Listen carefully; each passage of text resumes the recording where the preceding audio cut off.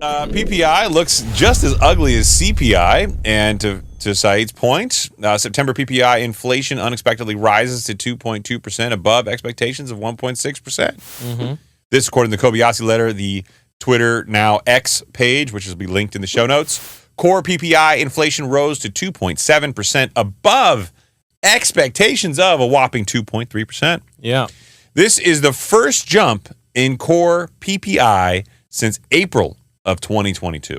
Wow. Yeah. So what we know about PPI is that it's a precursor for the next CPI report, right? Because this is the price for wholesalers, right? And to your point, PPI is now up 3 consecutive months, which should have alluded to us last month that CPI this month would be up. So, Odin, could you do me a favor, please? I put in our show notes a chart of CPI. If you could pull that up, there's two. Right, the first one on top first. This is the headline figure. Okay. So this includes food and energy. If you put it on the screen, please. You can see that in June of last year, where it was at its peak, when it was at 9.1%. It was coming down, right? But look what's happened over the course of the last 3-4 months. Mm-hmm. It's slowly starting to creep back up. And I'm not saying it's going to go back up, but this is the Fed's concern, right? This is the reason why they keep saying we're going to hold for longer.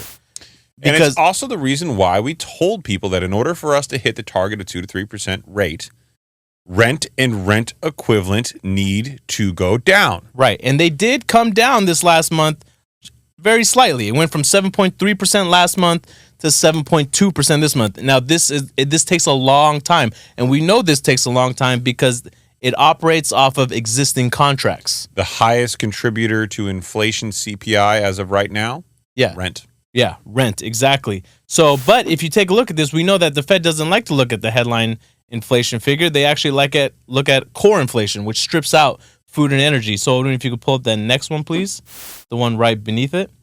So, this one on a definitely still on a downward trend. It's a little bit more of a gradual process, mm-hmm. right? But still headed in the right direction. So, this one came down from last month. So, that's positive sign for the Fed. So something that they could work. Yeah. This was a topic of my conversation.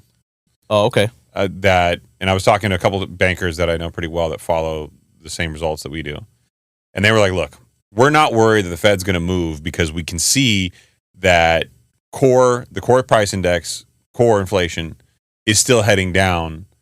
And we knew that CPI, because the PPI print the last 3 months, because you knew what oil prices were going to look like. Mm-hmm. They knew CPI was going to inch up slightly.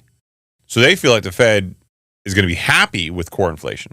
Yeah, so core inflation is going to continue to look better. The headline figure, though, is actually not going to look so sexy in the upcoming months because the real benefit that the headline figure had been receiving over the course of the last couple months has been through energy. Okay, and with oil prices going up now, they're not going to get that same benefit.